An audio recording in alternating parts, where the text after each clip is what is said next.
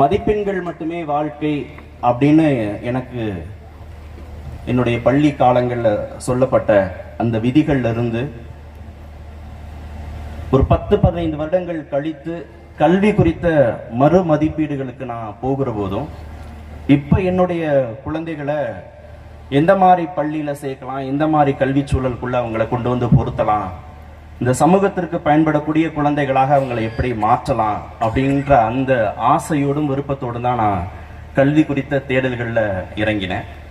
அதனால தான் நான் நிறைய பள்ளி குழந்தைகளோடும் பெற்றோரோடும் ஆசிரியரோடும் நான் உரையாடுவதற்கான வாய்ப்புகளை நான் ஏற்படுத்தி கொண்டேன்.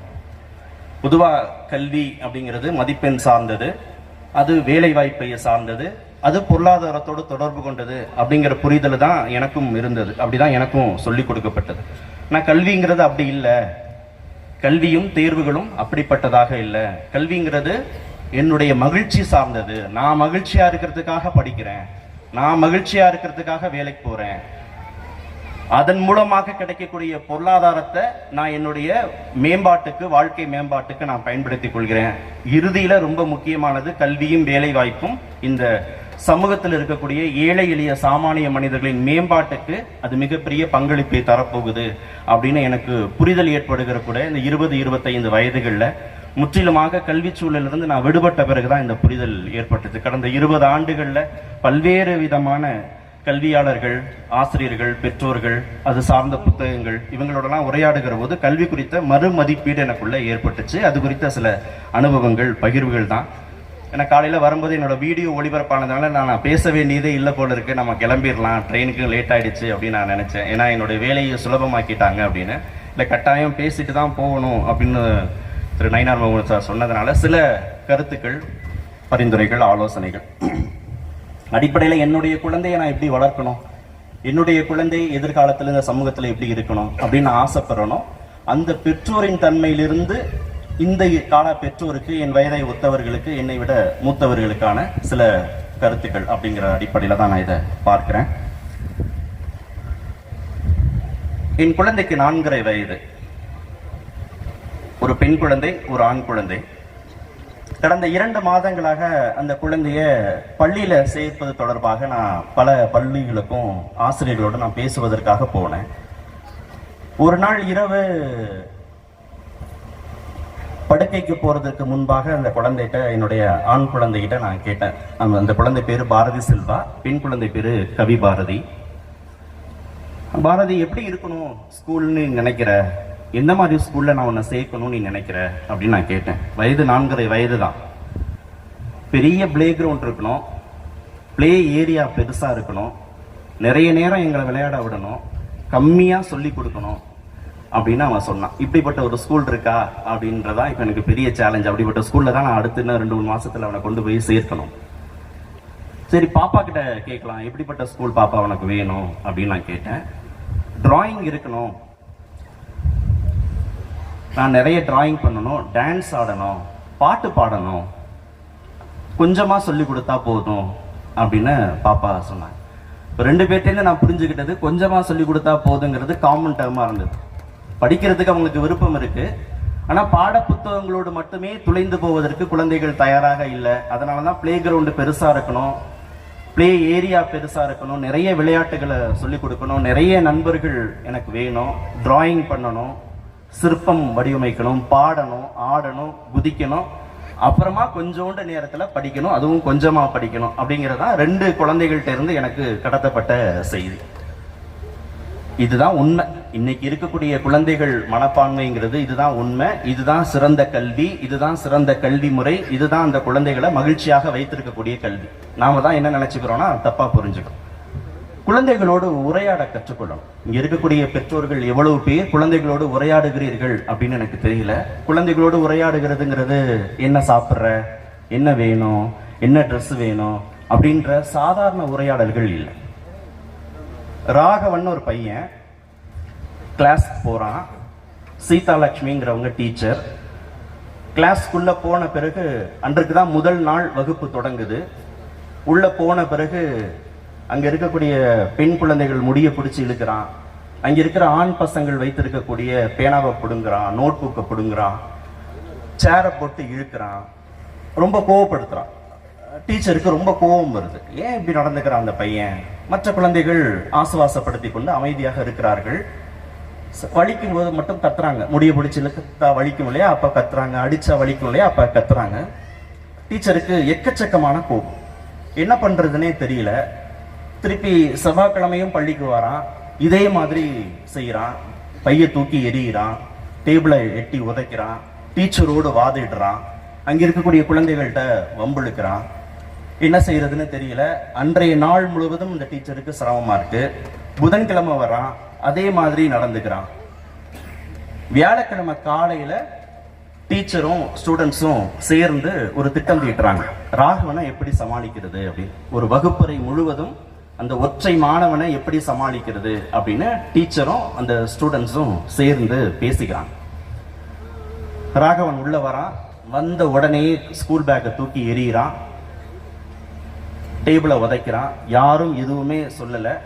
சீதாலட்சுமி சாக்பீஸ் எடுத்துட்டு போர்டு பக்கத்துல போய், இன்று நான் நடத்தக்கூடியது மிக மிக முக்கியமான கணித பகுதி, இதை கவனிச்சா மட்டும்தான் நீங்க தேர்வுல நிறைய மதிப்பெண்கள் வாங்க முடியும், அதனால கவனிக்கிற வேலையை மட்டும் பண்ணுங்க அப்படின்னு குழந்தைங்களுக்கு ஒரு இன்ஸ்ட்ரக்ஷன் கொடுத்துட்டு போர்டுல பாடத்தை நடத்த தொடங்கிடுறாங்க. இவன் எவ்வளவோ முயற்சிக்கிறான். அங்க இருக்கிற குழந்தைங்களுடைய முடிய பிடிச்சி இழுக்கிறான், பைய பிடிச்சி இழுக்கிறான், பேனாவை பிடிச்சி இழுக்கிறான், எழுத விடாம பண்றான். ஆனா எந்த குழந்தையும் எந்த விதமான தொந்தரவுக்கும் செவிசாய்க்காம, கவனத்தை சிதற விடாம டீச்சர் என்ன நடத்துறாங்களோ அந்த பாடத்தை மட்டுமே உள்வாங்கணும் அப்படிங்கிறதுல அந்த குழந்தைகள் செயல்படுகிறார்கள். டீச்சருடைய அறிவுரையை ஏற்றுக்கொண்டு 1 மணி நேரத்திற்கு பிறகு இவ்வளவு தூரம் அந்த வகுப்பறை முழுவதும் அடைந்து தெரிந்து எல்லோரையும் தொந்தரவு பண்ண ராகவன் அவனாகவே வந்து ஒரு இடத்துல உட்கார்ந்து புத்தகத்தை எடுத்து மேடம் எழுதி போடுறதை எழுத தொடங்குறான். இவங்க எதுவுமே சொல்லவே இல்லை. வகுப்பறை முடிகிறது. எல்லா குழந்தைகளும் தேங்க்யூ மிஸ்ன்னு சொல்லிட்டு வெளியில கிளம்புறாங்க. இவன் வந்து சீதாலட்சுமி முன்னாடி நின்று, மிஸ் நான் போலாமா அப்படின்னு கேட்கிறான். ஏன் நீ இவ்வளவு நாள் இவ்வளவு மோசமாக நடந்து கொண்ட அப்படின்னு ராகவனை பார்த்து சீதாலட்சுமி மேடம் கேட்கிறாங்க. என்னுடன் யாருமே பேசுறதே இல்லை வீட்டுல. என் சித்தி வீட்டுல தங்க வச்சு என்ன படிக்க வைக்கிறாங்க. ஆனா எனக்கு எங்க அம்மாவை பார்க்கணும் போல ஆசையா இருக்கு. உடனடியாக இன்றைய நான் என் அம்மாவை பார்க்கணும் அப்படின்னு சொல்றாங்க. அதற்கு ஏற்பாடு செய்கிறார்கள். மறுநாள் அவன் வந்து மகிழ்ச்சியோடு பள்ளிக்கு வரான். ஏன் இந்த ராகவன் சீதாலட்சுமி அப்படின்ற உதாரணத்தை சொல்றேன் அப்படின்னா, இதுதான் குழந்தைகளுக்கும் பெற்றோருக்கும் இருக்கக்கூடிய உறவு சிக்கல். இதுதான் குழந்தைகளுக்கும் ஆசிரியர்களுக்கும் இருக்கக்கூடிய உறவு சிக்கல். ஒரு குழந்தை என்ன நினைக்குது அப்படிங்கிறது குறித்த புரிதல் ஆசிரியர்களுக்கு இல்லை. கரோலின் பிக் குழந்தை உளவியலாளர் சொல்லக்கூடியது முக்கியமான செய்தி. ஒரு ஆசிரியர் ஒரு மாணவன் எப்படி இருக்கணும் அப்படின்னு எதிர்பார்க்கக்கூடிய எல்லா உரிமையும் இருக்கிற மாதிரி, ஒரு பெற்றோர் ஒரு குழந்தை எப்படி இருக்கணும் அப்படின்னு எதிர்பார்க்கக்கூடிய எல்லா உரிமைகளும் இருக்கிற மாதிரி, ஒரு குழந்தைக்கும் உரிமை இருக்கு. என்னுடைய ஆசிரியர் இப்படியாக இருக்கணும், என்னுடைய அப்பா அம்மா இப்படியாக இருக்கணும்னு எதிர்பார்க்கக்கூடிய உரிமை அந்த குழந்தைக்கும் இருக்கு. அந்த எதிர்பார்ப்பை பூர்த்தி செய்யக்கூடிய பெற்றோராக, அந்த எதிர்பார்ப்பை பூர்த்தி செய்யக்கூடிய ஆசிரியராக நம்ம எப்போது உருவாகிறோமோ அப்போதுதான் அந்த குழந்தை தனி மனித மகிழ்ச்சியோடு அந்த கல்வி அணுகும். தேர்வுகளை அச்சம் இல்லாம அணுகும். படிப்பை அச்சம் இல்லாம வெறுப்பு இல்லாம அணுகும். அப்பதான் அந்த குழந்தை மிளிர முடியும். கல்விங்கிறது மதிப்பெண்கள் சார்ந்தது மட்டுமல்ல, தேர்வு முறைகள் மட்டுமல்ல, போட்டி தேர்வுகள் மட்டுமல்ல, பின்பாக பெயருக்கு பின்பாக போட்டுக்கொள்ளக்கூடிய பெயர்கள் மட்டுமல்ல, எழுத்துக்கள் மட்டுமல்ல. அது ஒரு ஜீவன், அது ஒரு வாழ்க்கை, அது ஒரு வாழ்வியல் முறை. 50 வருட காலம் 60 வருட காலம் அவனை தொடர் ஓட்டத்தோடு மேம்பாடோடு அவனுடைய வாழ்க்கையோடு சம்பந்தப்பட்ட ஒரு முக்கியமான அம்சம்ங்கிற போது எவ்வளவு கவனமாக அந்த குழந்தைகளை நாம் வளர்த்தெடுக்க வேண்டிய ஒரு தேவை இருக்கு. நம்ம யோசிக்கிறோம். ஒரு செடி வாங்குறோம், 10,000 ரூபாய்க்கு ஒரு செடி இருக்கு, 1 லட்சம் ரூபாய்க்கு ஒரு செடி இருக்கு, 1 கோடி ரூபாய்க்கு கூட ஒரு செடி இருக்கும். ஆனா அந்த செடி யாருக்குமே பயன்படாமல் அவ்வளவு அலங்காரத்தோடும் அவ்வளவு விலை உயர்ந்த செடிகளோடு வாங்கி நம்ம என்ன செய்ய போறோம்? அதே ஒரு வேப்ப மரம் காட்டுல தான் வளரும்.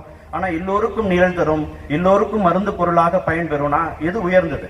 கோடிகள்ல லட்சங்கள்ல செலவு செய்து வாங்கக்கூடிய செடியா, இல்ல தானாகவே முளைத்து எல்லோருக்கும் பயன் தரக்கூடிய வேப்ப மரமா அப்படின்னா சிறந்தது எல்லோருக்கும் பயன்பட தரக்கூடிய, எல்லோரும் அணுகுவதற்கு எளிதாக இருக்கக்கூடிய அந்த வேப்ப மரம் தான் ரொம்ப சிறந்தது.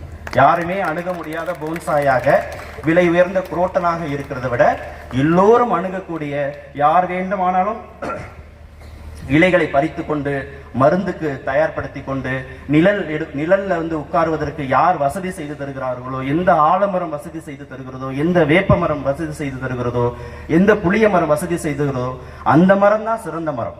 தானும் வளர்ந்து இந்த சமூகத்திற்கும் பயன்படுகிற மாதிரி வரக்கூடிய அந்த மரம் தான் சிறந்தது. யாருக்குமே பயன்படாத குரோட்டன் செடிகள் குறித்து யாருக்கும் கவலை இல்லை. அது எங்கேயோ இருக்கக்கூடிய ஒரு அலங்கார பொருள். அலங்கார பொருளாக இந்த சமூகத்தில் இருக்கக்கூடிய உயர்ந்த அந்தஸ்தை நோக்கி ஒரு குழந்தையை நம்ம புஷ் பண்ண போறோமா?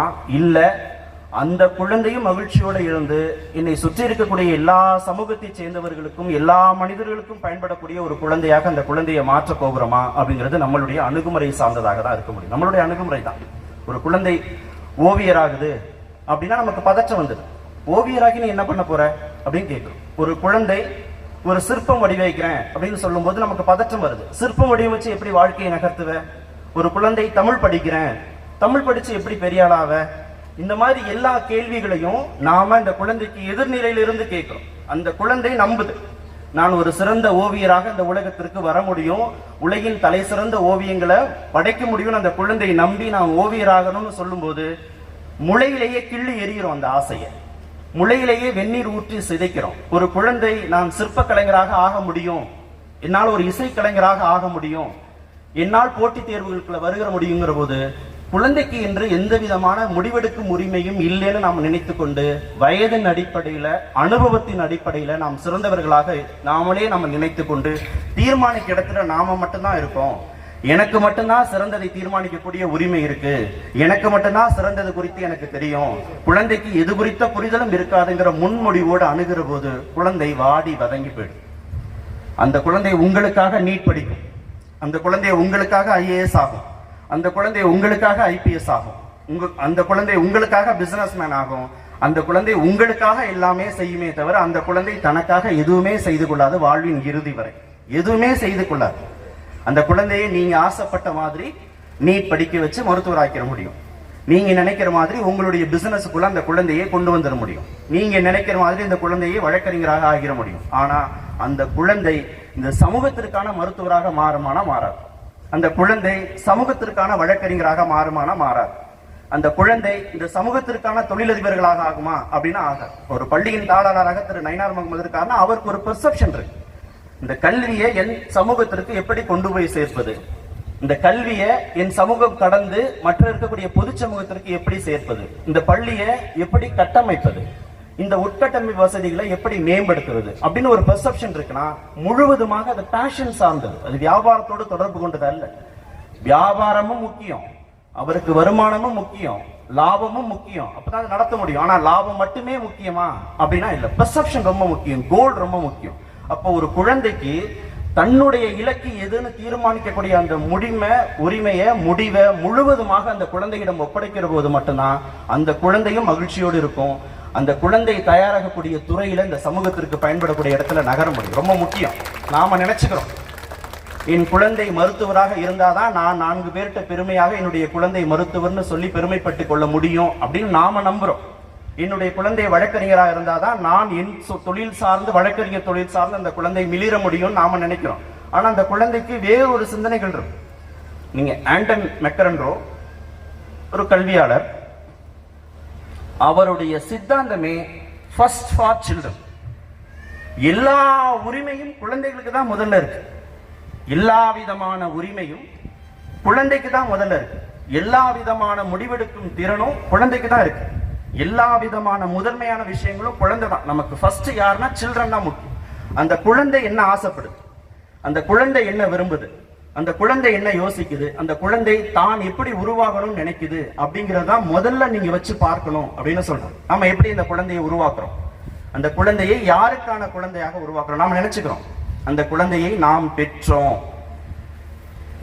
நம் உடல்ல இருந்து அந்த குழந்தை வந்தது, நாம தான் அந்த குழந்தைய செலவு செஞ்சு படிக்க வைக்கிறோம், அந்த குழந்தைக்கு என்ன பிரச்சனைனாலும் நான் தான் பார்த்துக்க போறேன், வாழ்வின் இறுதி வரை என் பொறுப்பு மட்டும்தான் அந்த குழந்தை அப்படின்னு நான் நம்புறதுனாலதான் அந்த குழந்தை மீது இவ்வளவு அதீதமான உரிமையை எடுத்துக்கிறோம். ஆனா அவ்வளவு உரிமை எடுத்துக்கொள்ள கூடாது குழந்தை மீது.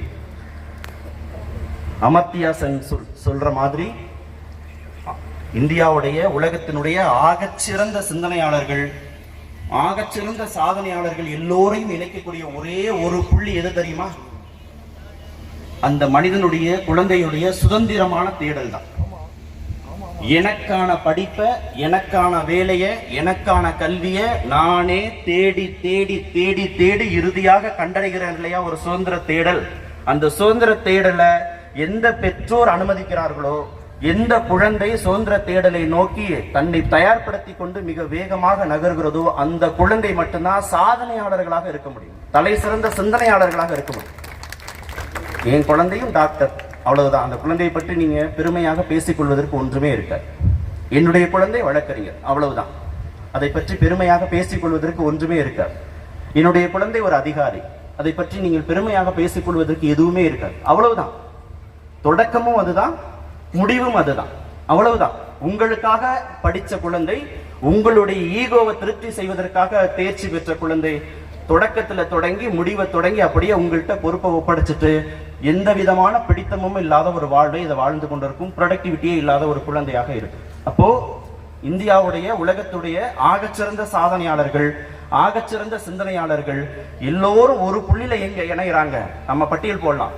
இந்தியாவுடைய வெற்றியாளர்கள் எல்லோரையுமே பட்டியல் போடலாம். எல்லாருடைய வாழ்க்கை வரலாற்றையும் நீங்க தேடி பிடிச்சு அவங்க கிட்ட நீங்க ஆலோசிக்கிற போது எல்லோருமே ஒற்றை புள்ளியில இணைகிறது என்னன்னா, எல்லா விதமான தேர்வையும் நானே சுதந்திரமாக தேடி தேடி தேடி கண்டடைந்தேன். கல்வியா நானே தேடி இருப்பேன், வேலையா நானே தேடி இருப்பேன், தொழிலா நானே தேடி இருப்பேன். என் முயற்சியின் மூலமாக, என்னுடைய தேடல் மூலமாக, என்னுடைய கண்டடைதல் மூலமாக தான் அந்த புள்ளிக்கு வந்தேன். அதன் மூலமாக தான் நான் வெற்றி அடைந்தேன். அந்த இடத்துல யார் கொண்டு வந்து நிறுத்துறாங்களோ தன்னுடைய வாழ்க்கையை, அவங்க தான் இந்தியாவுடைய, நாட்டுடைய, உலகத்துடைய மிகச்சிறந்த கல்வியாளர்களாக இருக்கிறாங்க. ஆனா குழந்தையை நம்ம எப்படி வளர்க்கணும்னு ஆசைப்படுறோம்னா, நம்ம போன்சாய் செடி மாதிரி வளர்க்கணும்னு ஆசைப்படுறோம். நாம நினைச்ச மாதிரி அதை ஷேப் கட் பண்றது, நாம நினைச்ச மாதிரி அந்த கிளைகள் எவ்வளவு தூரம் வளரணுமோ அவ்வளவு தூரம் வளர அனுமதிக்கிறது. கூடுதலாக வளர்ந்தால் நாம் அந்த செடியை கட் பண்ணிட முடியும். ஆனால் செடிகள், அந்த செடிகள் அழகானவை, பார்ப்பதற்கு வேண்டுமானால், தோற்றத்தின் அடிப்படையில் வேண்டுமானால் அந்த செடி அழகானதா இருக்கலாம். பயன் அடிப்படையில் நீங்க ஜப்பான்ல கோஹான், அரிசியுடைய பேர் வந்து ஜப்பான்ல கோஹான், அதான் அரிசி. நீங்க இன்னைக்கு ஹோண்டானா அரிசி வயல், இங்க டொயோட்டோனா நல்லா செழிப்பாக வளர்ந்த அரிசி வயல். எல்லாமே அவங்களுக்கு அரிசி தான் பிரதானம். ஜப்பான்ல இருக்கக்கூடியவர்களுக்கு அரிசி தான் பிரதானம். காலையில அரிசி, காலை கோகான், மத்தியான கோகான், இரவு கோகான், அப்படிதான் அந்த உணவை வந்து அவங்க சொல்லுவாங்க. அரிசி மீது அவர்களுக்கு அவ்வளவு தூரம் ஆசை இருக்கும். எல்லா விதமான பொருள்களையும் உலகத்திலிருந்து அவங்க இறக்குமதி செய்வார்கள். ஆனா அரிசியை மட்டும் அவங்களே தான் விளைவிச்சு சாப்பிடணும்னு நினைப்பாங்க. அந்த அரிசி அவ்வளவு ருசியாக இருக்கும். ஜப்பான்ல இருக்கக்கூடிய வழிமுறைக்கும் அமெரிக்கா போன்ற மேலை நாடுகள் இருக்கக்கூடிய வழிமுறைக்கும் அடிப்படையில் ஒரு வேறுபாடு இருக்கு. ஜப்பான்ல இருக்கக்கூடிய வேறுபாடு என்னன்னா, ஜப்பான்ல இருக்கக்கூடிய மனப்பான்மை என்னன்னா, அவங்களுக்கு குவான்டிட்டியை விட குவாலிட்டி ரொம்ப முக்கியம். இப்போ இது ஒரு ஏக்கர் இருக்கு இந்த இடம், இந்த ஒரு ஏக்கர்ல தர்பூசணியை விளைவிக்கிறாங்க ஜப்பான்ல. இதே ஒரு ஏக்கர்ல அமெரிக்காவில் தர்பூசணியை விளைவிக்கிறாங்க.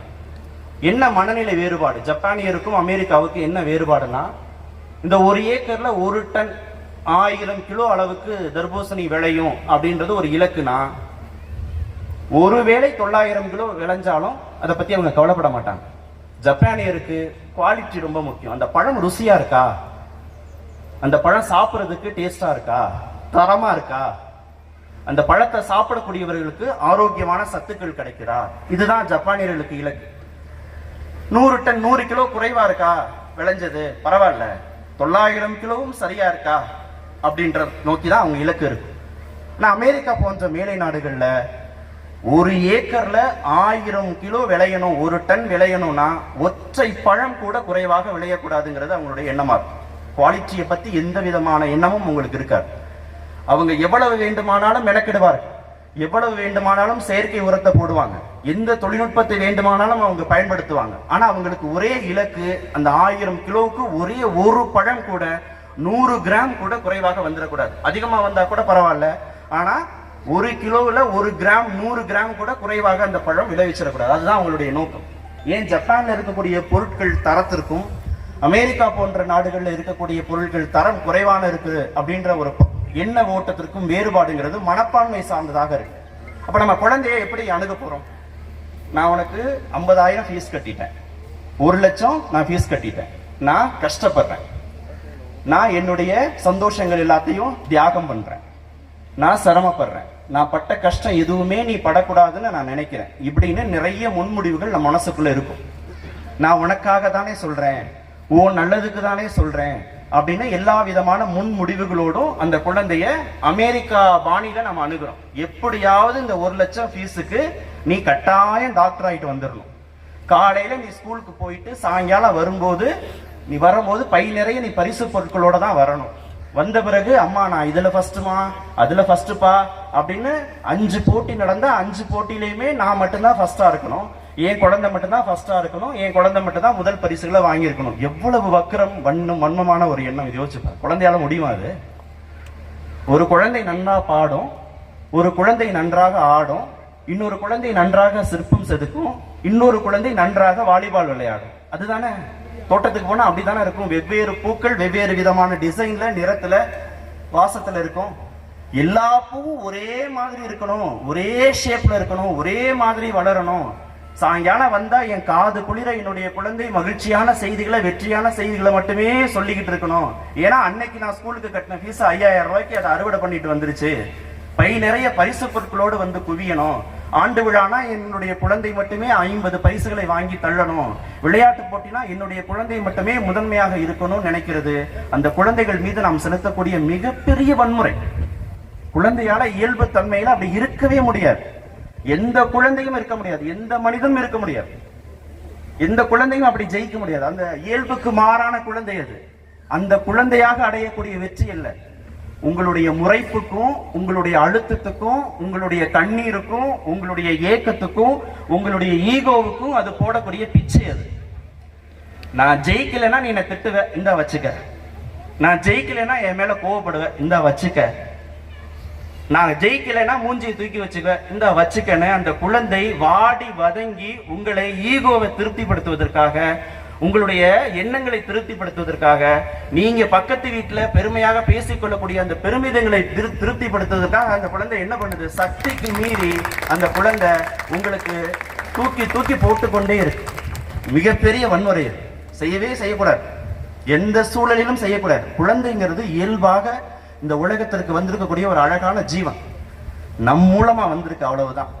நம் உடல் மூலமாக அந்த குழந்தை பயணப்பட்டு இயற்கையிலிருந்து அந்த குழந்தை வந்திருக்கு, அவ்வளவுதான். நமக்கு அதுக்கு மேல அந்த குழந்தை மீது நமக்கு உரிமை இருக்கு.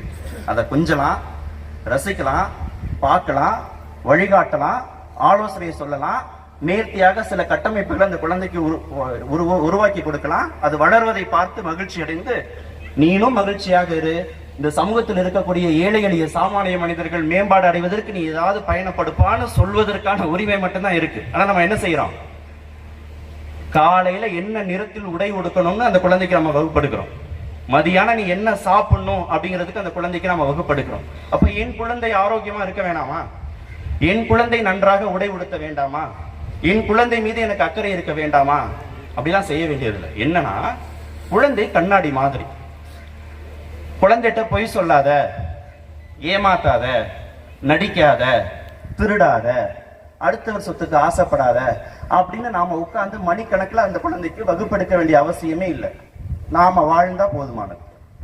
வீட்டுல உட்கார்ந்து இருக்கிற எல்லா சொந்தக்காரங்களையும் கெட்ட வார்த்தை போட்டு பேசி, எல்லா சொந்தக்காரங்களையும் சபிச்சு, அடுத்தவர் சொத்தை எப்படி ஆட்டைய போடுறதுன்னு வீட்டுல உட்கார்ந்து நம்ம பேசி, ஆபீஸ்ல இருந்து நான் A4 ஷீட் எடுத்துட்டு வரேன்னு சொல்லி, எப்படியாவது அந்த குழந்தையை நீ பின்ல இருந்து முதுகுல குத்தியாவது நீ ஜெயிச்சிருன்னு அந்த குழந்தைக்கு ஆலோசனைகள் சொல்ற அசிங்கங்களையும் அருவருப்பையும் அழுக்கையும் செய்யலைன்னா அந்த குழந்தை இயல்பாகவே வளரக்கூடிய செடியாக அந்த குழந்தை உருவாயிடும். நாம என்ன பண்றோம்? வீட்டுல உட்கார்ந்து கணவனும் மனைவியும் இருக்கிற அனைத்து உறவினர்கள் குறித்த தவறான மதிப்பீடுகளையும் செலுத்தி கொண்டே இருக்கிறோம். அந்த சொத்தை எப்படி அபகரிக்கிறது குறித்த சதி திட்டத்தை அந்த குழந்தை முன்பாக நம்ம தீட்டுறோம். அப்பா கூச்சமே படாம, குற்ற உணர்வை அடையாம, நான் அலுவலகத்திலிருந்து எல்லா விதமான ஸ்டேஷனரி பொருட்களையும் எடுத்துட்டு வரோம்னு அவர் சொல்றார். நீ என்ன வேணா பண்ண, திருடு, பொய் சொல்லு, ஆனா அந்த குழந்தைய விட நீ 1 மதிப்பெண்களாவது கூட வாங்கிடணும். அந்த பசங்களுடைய நோட் புக்கையாவது திருடிட்டு வந்துரு. அதை பத்திலாம் எந்த விதமான கவலையும் எனக்கு இல்லைன்னா அந்த குழந்தைக்கு நாம வகுப்படுக்கிறோம். இப்ப அந்த குழந்தை இதை திருப்பி செலுத்தும். Life is a bank account. You get it what you put it. எதை இன்வெஸ்ட் பண்றோமோ அதுக்கு தானே வட்டி பேங்க்ல. இப்ப எதை விதைக்கிறோமோ அதை அறுவடை பண்றதுக்கு மட்டும் தானே நமக்கு தகுதி இருக்கு. நான் விதைக்கிறது முழுவதும் அசிங்கம், நான் விளைக்கிறது முழுக்க அழுக்கு, நான் விதைக்கிறது முழுக்க வன்மம், நான் விதைக்கிறது முழுக்க வக்கிரம்னா அதை மட்டுமே தான் வட்டியும் முதலுமாக அறுவடை செய்வதற்கான தகுதியோட நம்ம இருப்போம். பாதிக்கப்பட போறது நாம மட்டும் இல்ல, ஏதுமற்ற குறைந்தபட்ச புரிதல் கூட இல்லாத இந்த உலகத்தை பற்றி எதுவுமே தெரியாம அப்படியே நம்ம கிட்ட வந்து சேர்ந்தாங்களே பிஞ்சு குழந்தைகள், அந்த குழந்தைகள் வாழ்வின் இறுதி வரை நீங்க கொடுத்த இந்த அழுக்கையும் அசிங்கத்தையும் வக்கரத்தையும் வன்மத்தையும் தூக்கி சுமந்து கொண்டு எப்படி இதிலிருந்து விடுபடுவதனே தெரியாம அந்த குழந்தை கஷ்டப்படும். அந்த குழந்தை அப்படியே ஃப்ரெஷ்ஷா அந்த பூமிக்கு வருது, எதுவுமே தெரியாது, பொய் சொல்ல தெரியாது, ஏமாத்த தெரியாது, நடிக்க தெரியாது, துரோகம் தெரியாது, வன்மம் தெரியாது, வக்கரம் தெரியாது, ஆபாசம் தெரியாது, அருவருப்பு தெரியாது, எந்த கெடுதலும் அந்த குழந்தைக்கு கிடையாது, தெரியாது. அப்படியே வருது பூமிக்கு, அப்படியே ஒரு புதுசா பூத்த பூ மாதிரி நம்ம கிட்ட இயற்கை இந்த குழந்தைய அப்படியே ஒப்படைக்குது. நம்ம என்ன பண்றோம்? அந்த குழந்தைக்கு டம்ப் பண்ணி டம்ப் பண்ணி டம்ப் பண்ணி டம்ப் பண்ணி இந்த உலகம் முழுவதும் வன்மம், இந்த உலகம் முழுவதும் வக்கரம் இருக்கு, இதையெல்லாம் எதிர்கொள்வதற்கு நீ இதை விட வன்மமாகவும் வக்கரமாகவும் மாறினா மட்டும்தான் அந்த சமூகத்தை எதிர்கொள்ள முடியும். நாமளே ஒரு தவறான புரிதலோட இந்த குழந்தைய ஒரு போர் வீரன் மாதிரி தயாரிச்சு அதை அனுப்புறோம். என்ன ஆகும்? எதிர்த்தரப்புல ஒரு கத்தி இருக்கு, அதை விட கூர்மையான கத்தியை கொடுத்து நம்ம இன்னொருத்தர் அனுப்புறோம்னா என்ன ஆகும்? ஒருத்தருக்கு கை போகும், இன்னொருத்தருக்கு கால் போகும். ஆனா நம்ம என்ன நினைக்கிறோம்? வெள்ளை கொடி கொடுப்பதனால எந்த விதமான பயனும் இல்லைன்னு நாமளே நம்ம நம்புறோம். அப்படிலாம் இல்லை. குட்னஸ் மட்டும்தான் ஜெயிக்கும், பாசிட்டிவிட்டி மட்டும்தான் ஜெயிக்கும், நேர்மை, அறம், உண்மை, சத்தியம், தர்மம் இது மட்டும்தான் ஜெயிக்கும். இதெல்லாம் ஜீவனுள்ள வார்த்தைகள். இந்த வார்த்தைக்கெல்லாம் ஜீவன் இல்ல, எந்த விதமான பயனும் இல்ல. பொய்யும் ஏமாற்றும் அபகரித்தலும் சொல்லி யாரோ ஒருத்தர் பொருளாதார ரீதியாக கல்வி ரீதியாக வாழ்நிலையில மேம்பாடு அடைஞ்சிருக்கிறாங்கன்னு அவங்கள உதாரணமா நீங்களும் எடுத்துக்கொண்டு அவர்களையே உதாரணமாக இந்த குழந்தைகளுக்கும் அடையாளம் காட்டினால் ஏமாற போறது நீங்க மட்டுமில்ல, உங்களுடைய குழந்தைகளும் தான். பாதிக்கப்பட போறது நீங்க மட்டுமல்ல, அந்த உங்களுடைய குழந்தைகளும் தான். திரும்ப திரும்ப நான் சொல்ற ஒரே ஒரு செய்தி, எதை விதைக்கிறீர்களோ அதை அறுவடை செய்வ மட்டுமே தான் நமக்கு உரிமை உண்டு. அதுக்கு மட்டும்தான் நம்ம தகுதி இருக்கு. நான் தகுதியற்ற ஒரு மனிதன், நான் வன்மத்தையும் வக்கிரமத்தையும் அழுக்கையும் என்னுடைய குழந்தைக்கு நான் கொடுத்துட்டு என்னுடைய குழந்தை வருகிற போதெல்லாம் பெருமிதங்களோடும், என்னுடைய குழந்தை வருகிற போதெல்லாம் பரிசு பொருட்களோடும், வருகிற போதெல்லாம் மகிழ்ச்சியான செய்திகளோடும் வரும் அப்படின்னு எதிர்பார்க்கிறது எவ்வளவு பெரிய ஒரு தாழ்வு நிலை. என்ன தகுதி இருக்கு ஒரு பெற்றோரா? எனக்கு அடிப்படையில ஒரு பெற்றோருடைய கடமை என்ன? ஒரு குழந்தைய இந்த சமூகத்திற்கு உடல் ரீதியாக கொண்டு வந்த பிறகு ஒரு அடிப்படையில ஒரு பெற்றோருக்கு இருக்கக்கூடிய கடமை என்ன? அந்த குழந்தையை இந்த சமூகம் பார்க்கிற மாதிரி, ஒரு பாசிட்டிவா அந்த குழந்தையை அணுகிற மாதிரி, அந்த குழந்தை மூலமாக பயன்பெறுகிற மாதிரி ஒரு நல்ல ஆன்மாவா உருவாக்கி இந்த சொசைட்டியை ஹேண்ட் ஓவர் பண்றோம் இல்லையா, அவங்க தான் சிறந்த பெற்றோர். என் குழந்தை டாக்டர், என் குழந்தை லாயர், என் குழந்தை IAS, இந்த பெருமிதங்கள் தேவை. இது கரைந்து போகக்கூடிய, மறைந்து போகக்கூடிய பெருமிதங்கள். இப்ப எங்க அம்மாட்ட போய் நான் உங்க பையனை டிவியில பார்த்தேன், நல்லா கேள்வி கேட்டாரு, நல்லா பேசினாரு, அப்படியா? ஒரு நிமிஷம் 2 நிமிஷம் அது சந்தோஷமா இருக்கும் ஒரு பெற்ற தாய்க்கும் ஒரு பெற்ற தந்தைக்கும்.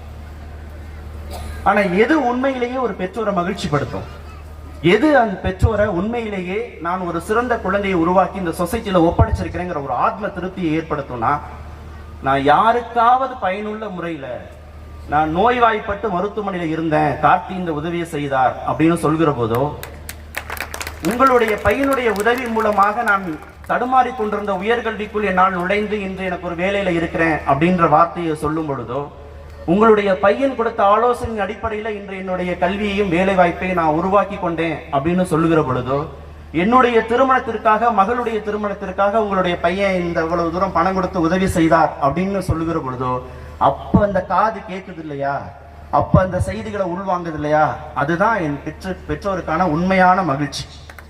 அப்பதான் நான் ஒரு நல்ல குழந்தையை உருவாக்கி இந்த சொசைட்டியில ஒப்படைச்சிட்டேன்னு ஒரு ஆன்மாவாக என்னை முன்னிறுத்துறாங்க இல்லையா, அதுதான் அற்புதமான தருணம். அந்த தருணத்தை நோக்கி தான் குழந்தையை நகர்த்தணுமே தவிர, மிகச்சிறந்த கல்வி நிறுவனங்கள்ல, ஆகச்சிறந்த கல்வி நிறுவனங்கள்ல லட்சங்கள்ல கோடிகள்ல கொட்டி பணத்தை செலவு பண்ணி படிக்க வைக்கிறதும், அந்த குழந்தை பொருளாதார ரீதியாக அந்த குழந்தை உயர்வதை பார்த்து பெருமைப்படக்கூடிய ஒரு சாதாரண பெற்றோராக மட்டுமே நாம் நிறுத்திக் கொள்ள போகிறோமா? இல்ல, என்னுடைய குழந்தை மகிழ்ச்சியா இருக்கு, என்னுடைய குழந்தை இந்த சமூகத்தில் இருக்கக்கூடிய பாசிட்டிவ் எனர்ஜி முழுவதையும் கடத்துது, எந்த விதத்திலும் யாருக்கும் ஒரு ஹார்ம்லெஸ்ஸான ஒரு ஜீவனாக இருக்கு, ஒரு நல்ல ஆன்மாவாக இருக்கு, எங்கேயோ நோய்வாய்ப்பட்டிருக்கிற, எங்கேயோ படிப்பதற்கு கஷ்டப்படுகிற, எங்கேயோ பொருளாதார நிலையில் பின்தங்கி இருக்கக்கூடிய மனிதர்கள் வாழ்க்கையில மேல்நிலை வருவதற்கு அந்த மாணவனுடைய, என்னுடைய மகனுடைய கல்வியும் பொருளாதாரமும் பயனுள்ளதா இருக்குன்னு ஒரு பெற்றோர் நினைக்கிறாங்க இல்லையா, அந்த இடத்துல தான் நம்ம ஜெயிச்சிருக்கோம். அந்த புள்ளியில தான் நமக்கு ஒரு ஆத்ம திருப்தி இருக்கு. அந்த இடத்தை நோக்கி நம்ம நகர்வது அப்படிங்கிறதா வாழ்க்கையின் உன்னதமான நாகரிகமான பண்பாடு அடைந்த ஒரு சமூகம். அந்த இடத்துக்கு நம்மளால நகர்த்திட முடியும். நான் அந்த இடத்துக்கு நகர்ந்துட்டேன், என் குழந்தை அப்படி ஒரு குழந்தையாக உருவாவதை பார்த்து எனக்கு மகிழ்ச்சி. ஆகச்சிறந்த பொருளாதார வசதி, ஆகச்சிறந்த அரசியல் செல்வாக்கு, ஆகச்சிறந்த அரசியல் அதிகாரம் எல்லாவற்றிலும் இருக்கிறதை விட ஒரு குழந்தை யாருக்குமே எந்த தீங்குமே செய்யாத, கடுஞ்சொல் பேசாத, பொய் சொல்லாத, ஏமாற்றாத, நேர்மையோடு செயல்படக்கூடிய ஒரு குழந்தையை நீங்க உருவாக்கிட்டீங்கன்னா அதை விட பெரிய வெற்றி ஒரு பெற்றோருக்கா எதுவுமே இருக்க முடியாது. அதுதான் இலக்கு. கல்வியை பொறுத்த வரைக்கும் எந்த விதமான சிரமமும் இல்லை, நம்ம முழுமையா நம்பலாம். நீங்க தனியார் பள்ளியில சேர்த்தாலோ, அரசு உதவி பெறும் பள்ளியில் அந்த குழந்தையை சேர்த்தாலோ, இல்ல அரசு பள்ளியில் சேர்த்தாலோ, இருக்கிற கட்டமைப்பை அந்த குழந்தை சரியாக பயன்படுத்தி கொண்டாலே அந்த குழந்தை இந்த சமூகத்தின் உச்ச நிலைக்கு வந்துட முடியும். கல்வியிலேயோ பொருளாதாரத்திலேயோ அதுல எந்த சிரமமும் இல்லை. அதற்காக இவ்வளவு பிரயத்தனங்கள் தேவைப்படவே இல்லை. நல்லா புரிஞ்சுக்கணும். எந்த பள்ளியில் வேண்டுமானாலும் நீங்க சேருங்க. நேற்று நான் பெரம்பலூர் புத்தக காட்சியில பேசிவிட்டு வருகிற போது உதவி ஆட்சியர் ஒருவரோட பேசிட்டு இருக்கும் போது என்னுடைய குழந்தையை நான் அரசு பள்ளியில தான் சேர்க்கிறேன், அங்கதான் படிக்குதுன்னு. அங்க படித்த குழந்தை அந்த மாவட்டத்தில் இருக்கக்கூடிய அனைத்து தனியார் பள்ளி மாணவர்களோடும் போட்டி போட்டு எல்லாவற்றிலும் முதல் பரிசு பெறுது அப்படின்னு அவர் சொன்னார். அப்ப பிரச்சனை சிலபஸோ, ஸ்கூலோ, தனியார் பள்ளியா, அரசு பள்ளியா, அரசு உதவி பள்ளியா, சிபிஎஸ்சியா, ஸ்டேட் போர்டா, ஐசிஎஸ்சியாங்கிறதெல்லாம் பிரச்சனை இல்லை. இந்த குழந்தை படிக்கணும்னு முடிவு பண்ணிட்டா, ஜெயிக்கணும்னு முடிவு பண்ணிட்டா, நிச்சயமாக தான் பிடிச்ச கல்வியை, தனக்கு பிடிச்ச கல்வியை தேர்ந்தெடுத்து கல்வியில வேலை வாய்ப்புல முன்னேறி இருக்கிற சிஸ்டத்துல எந்த விதமான குறைபாடும் இல்லை. அது வெற்றி இல்லை, அது ரொம்ப இலகுவா, அது போகக்கூடிய ஃப்ளோலையே விட்டாவா அந்த குழந்தை போய் சேர்ந்துரும், அந்த இலக்கை நோக்கி நகர்ந்துரும். எது பெரிய இலக்கு? அந்த குழந்தை மகிழ்ச்சியோடு இருக்கா? அந்த குழந்தை தினம் தினம் தன் அளவுல மகிழ்ச்சியோடு இருக்கா? அந்த குழந்தை சக மனிதனோடு எந்த விதமான பாரபட்சமும் இல்லாம பேசுதா? ஜாதி பார்க்கலையா? மத வேறுபாடு பார்க்கலையா? எல்லோரும் முன்னேறணும்னு நினைக்குதா? ஆண் பெண் வித்தியாசம் பார்க்கலையா? எல்லாரும் ஜெயிச்சாதான் இந்த உலகம் இயங்கும்னு நினைக்குதா? பன்முகத்தன்மை தான் இந்த நாட்டுடைய அடிப்படை சித்தாந்தம்ங்கிற கட்டமைப்பை நம்புதா? இந்த தகுதி அந்த குழந்தைக்கு கொண்டு போய் சேர்க்கிறதா இப்ப இருக்கக்கூடிய பெரிய சவால். அந்த குழந்தைய நான் படிக்க வைக்கிறேன், நீட் படிக்க வைக்கிறேன், அந்த தேர்வுக்கு தயாராகிறேன், அது இருக்கிற சிஸ்டத்துல அது டிராவல் ஆகும். இங்க ஏறினா திண்டுக்கல், திண்டுக்கல் ஏறினா மதுரைன்னு அது போற சிஸ்டத்திலே போகும். அதுக்கு நம்ம பெரிய அளவுல மெனக்கிட வேண்டியதில்லை, பிரயத்தனங்கள் பெற வேண்டியதில்லை. ஆனா ஒரு பெற்றோரா, ஒரு கல்வியாளரா, ஒரு ஆசிரியரா நம்ம எதுக்கு மெனக்கிடணும்னா, அந்த குழந்தை மகிழ்ச்சியா இருக்கா, அந்த குழந்தை சந்தோஷமா இருக்கா? திரும்ப திரும்ப இந்த வார்த்தையை நான் ஏன் இந்த 1/2 மணி நேரமா மீண்டும் மீண்டும் சொல்றேன். நீங்க பேசி பாருங்க, அந்த குழந்தைக்கு உரையாடல் மூலமாக நீங்க கடத்தி பாருங்க உங்களுடைய கேள்விகளையும். என்ன உண்மையிலேயே நீ மகிழ்ச்சியா இருக்கியா? உண்மையிலேயே சந்தோஷமா இருக்கியா? நீ படிச்ச படிப்பு உனக்கு மகிழ்ச்சியை கொடுக்குதா? வேற எதையாவது நீ எதிர்பார்க்கிறியா? கல்வி தாண்டி விளையாட்டு உனக்கு பிடிக்குதா? கல்வி தாண்டி கலை உனக்கு பிடிக்குதா? கல்வி தாண்டி இலக்கியம் உனக்கு பிடிக்குதா? இல்ல எங்களுடைய வற்புறுத்தல் அடிப்படையில தான் நீ கல்வியிலையும் விளையாட்டுலையும் நீ தேங்கி நிற்கிறியா? உனக்கு வேற ஏதாவது பிடிக்குதான்னு அந்த குழந்தையோடு உரையாடி பாருங்க. அந்த குழந்தை சொல்வதை தயவு செய்து காது கொடுத்து கேளுங்க. ரொம்ப முக்கியம். குழந்தை பேசுறத காது கொடுத்து கேளுங்க. பெற்றோருங்கிறது உடல் அடிப்படையிலான ஒரு தகுதி மட்டும்தான். ஒரு ஆணும் பெண்ணும் உடல் ரீதியாக சேர்ந்தால் ஒரு குழந்தை பிறக்கும், அது தகுதி இல்லை, பெற்றோருக்கான தகுதி. எந்த ஆணும் எந்த பெண்ணும் உடல் அளவுல திறன் பெற்றவர்களாக இருந்து ஒரு குழந்தையை ஈன்றெடுத்துட முடியும். இயற்கையின் விதி அதுதான். எல்லா விலங்கினங்களுக்குமான விதியும் அதுதான். இயற்கைக்கான விதி அதுதான். ஆனா ஒரு பெற்றோருங்கிறது ஒரு உன்னதமான ஒரு செயல். அது ஒரு மேம்பாடு அடைந்த ஒரு இலக்கு. பெற்றோருங்கிறது சாதாரண விஷயம். நீங்க பொய் சொல்வீங்களா? நீங்க பெற்றோர் இல்லை. ஏமாத்துவீங்களா? நீங்க பெற்றோர் கிடையாது. நீங்க நடிப்பீங்களா? பெற்றோர் இல்லை. முன்னுக்கு பின் முரணா பேசுவீங்களா? பெற்றோர் இல்லை. ஜாதி பார்ப்பீங்களா? நீங்க பெற்றோர் கிடையாது. மதம் பார்ப்பீங்களா? நீங்க பெற்றோர் இல்லை. அடுத்தவன் நல்லா இருக்க கூடாதுன்னு நினைப்பீங்களா? நீங்க பெற்றோர் இல்லை. அடுத்தவர் சொத்துக்கு ஆசைப்படுவீர்களா? நீங்க பெற்றோர் கிடையாது. அடுத்தவரை காலவாரி விடுவீங்களா? நீங்க பெற்றோர் கிடையாது. அடுத்தவன் நல்லா இருக்க கூடாதுன்னு நினைக்கிறீங்களா? பெற்றோர் கிடையாது. நான் மட்டுமே உயர்ந்தவன் நினைக்கிறீங்களா? நீங்க பெற்றோர் கிடையாது. பெண்கள் கீழானவர்கள் நினைக்கிறீங்களா? நீங்க பெற்றோர் கிடையாது. என்னை விட இவன் தாழ்ந்தவன் பணத்துல, அதனால நாம மதிக்க மாட்டேன்னு நினைக்கிறீங்க. பெற்றோருங்கிறது உயர்ந்த இலக்கு. பெற்றோருங்கிறது ஒரு மேம்பட்ட வாழ்நிலை. பெற்றோருங்கிறது நமக்கே கொடுத்துக்கக்கூடிய அங்கீகாரம் கிடையாது. ஒரு ஆண் பெண் சேர்ந்து குழந்தை பெற்றுக்கொள்வதன் மூலமாக நாம் பெற்றோர், ஒரு பேரண்ட்ஸ்ங்கிறது ஒரு வெர்பலர், அது இல்லை. அந்த இலக்கை நோக்கி நம்ம நகர வேண்டியதில்லை. அது எல்லோருக்கும் நடக்கும். உடல் தகுதி உள்ள எல்லோருக்கும் நடக்கும். நான் சொல்றது மனத்தகுதி, ஆன்மாவின் தகுதி. அந்த நிலைக்கு, பெற்றோருங்கிற ஒரு நிலைக்கு நான் உயர்த்தி கொள்ளணும்னா நான் என்னை பரிசுத்தமானவனாக ஆக்கிக்கணும், என்ன பாசிட்டிவிட்டியால நிரப்பிக்கணும், என்ன பன்முகத்தன்மையால நிரப்பிக்கணும், அன்பால நிரப்பிக்கணும், வெறுப்பால நிரப்பி கூடாது. இதுதான் ரொம்ப முக்கியம். ரவீந்திரநாத் தாகூருடைய ஸ்டேட்மெண்ட்டை சொல்லி நான் நிறைவு செய்கிறேன். இந்தியாங்கிறது ஒரு கோடு, இந்தியாங்கிறது ஒரு வரைபடம் கிடையாது. நான் பிறப்பதற்கு முன்பே இந்தியா பிறந்தது. இங்க போர்த்துகீசியர்கள் வந்திருக்காங்க, முகலாய மன்னர்கள் வந்திருக்கிறாங்க, டச்சுக்காரர்கள் வந்திருக்காங்க, பிரெஞ்சுக்காரர்கள் வந்திருக்காங்க, ஆங்கிலேயர்கள் வந்திருக்கிறாங்க. இந்த நாட்டை பல மன்னர்கள் ஆண்டிருக்காங்க. பாண்டிய மன்னன், சேர மன்னன், சோழ மன்னன் எல்லாரும் ஆண்டிருக்கிறாங்க. இங்க நிறைய மொழிகள் பேசப்படுது. மலையாளம் பேசப்படுது, அரபி பேசப்படுது, உருது பேசப்படுது, கன்னடம் பேசப்படுது, தமிழ் பேசப்படுது, ஆங்கிலம் பேசப்படுது, பிரெஞ்சு பேசப்படுது. நிறைய மொழிகள் இங்க பேசப்படுது. இங்க எல்லோரும் இருக்கிறாங்க. நான் இந்தியாவின் குடிமகன் மட்டுமல்ல, இந்த உலகம் அமைதியாகவும் நல்லவாகவும் எல்லோரும் இருக்கணும்னு வாழணும்னு நினைக்கக்கூடிய உலகத்தின் குடிமகன் அப்படின்னு ரவீந்திரநாத் தாகூர் சொல்றார். நான் யாரு? இந்தியாவின் குடிமகன் மட்டுமல்ல, இந்தியா பன்முகத்தன்மை கொண்ட நாடு அப்படின்ற புரிதலோடு உலகத்தில் இருக்கக்கூடிய எல்லோரும் நல்லவர்களாக வாழ வேண்டும், உலகத்தில் இருக்கக்கூடிய எல்லோரும் மகிழ்ச்சியோடு வாழணும்னு நினைக்கக்கூடிய உலகத்தின் குடிமகன்கிற எந்த பெற்றோர் உங்களுடைய குழந்தையை உலகத்தின் குடிமகனாக உங்களால் உருவாக்க முடியுங்கிற இலக்கை நோக்கி நீங்கள் நகருகிறீர்களோ, அன்றைய தினம்தான் ஒரு பெற்றோராக நாம் வெற்றி பெற்றதாக, பெருமிதம் கொண்டவர்களாக நாம இந்த சமூகத்தின் முன்பாக, இயற்கையின் முன்பாக நிறுத்திக் கொள்ள தகுதி படைத்தவர்களாக ஆக முடியும்னு நான் நம்புறேன். அந்த பயணத்தை நோக்கி நாமளும் உங்களோடு சேர்ந்து நானே தொடர்ந்தும் பயணித்துக் கொண்டுதான் இருக்கிறேன். நன்றி. வாய்ப்புக்கு மீண்டும் ஒரு சந்தர்ப்பத்தில் நாம சந்திப்போம்.